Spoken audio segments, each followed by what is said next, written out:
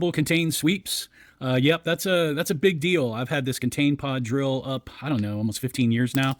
It's really helped us understand how to contain and teach our DNs to get into attack the tailback before the sweep can really start to get going. So let's take a look at this. Here is the setup for the contain drill. Got maybe a center here. It could be bags. Maybe using bags here at first. I've got a linebacker, an end, and a corner, and we'll start out here first with these skill guys. A running back here. We're probably going thud versus live in this since there's no blockers.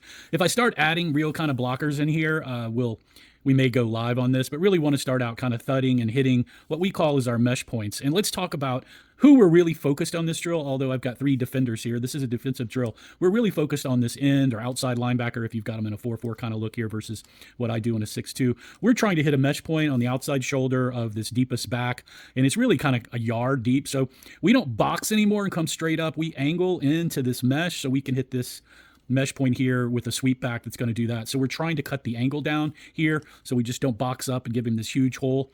Linebacker, he's, for us, if we've got him in here in this drill, is looking for B gap and then kind of alley. Corners reading this end or the wing here for run pass, and he's going to come up and help here. I've got a coach here, coach here, coach here. We're all kind of working with all 3 of these guys to make sure we've got contain and how we're trying to do that. But we're really looking for this end to maintain outside leverage, get high up into the backfield with his mesh point, basically shuck this guy with his inside hand, keep his outside rodeo arm free to make the tackle on this guy.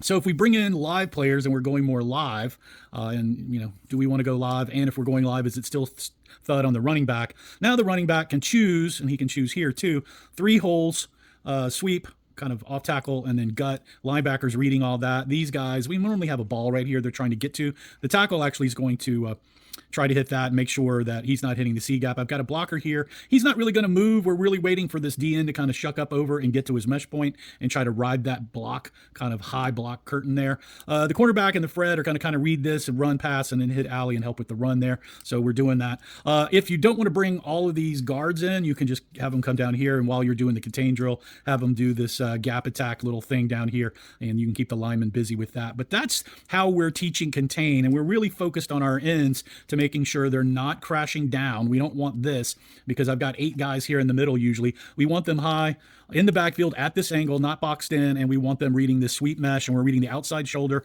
of the deepest back, and they're going to adjust once they get up, they're heading to their mesh points. So that's what we've been doing for about 15 years. It is a big drill with our defense, and I know a lot of other folks around the nation. So I'm Coach Parker with CoachParker.org. This is the Contain Pod Drill. Hope you guys are having a good day. Remember to play for fun, and winning is funner. Ciao.